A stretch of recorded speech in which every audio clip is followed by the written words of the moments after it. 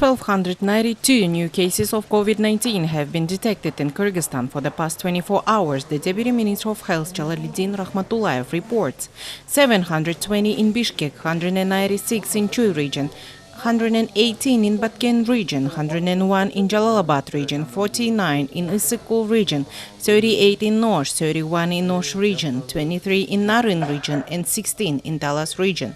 The total number of confirmed cases of coronavirus infection reached 142,270 for the entire period. During the day, 923 patients recovered from the virus, but 10 died. Among medical staff, COVID-19 was registered in 36 workers for the past 24 hours. There are 4,587 patients on stationary treatment. 1,352 of them are in heavy, 219 are in extremely heavy condition. There are 14,702 people are outpatients. 5,289 PCR studies were conducted for the past 24 hours.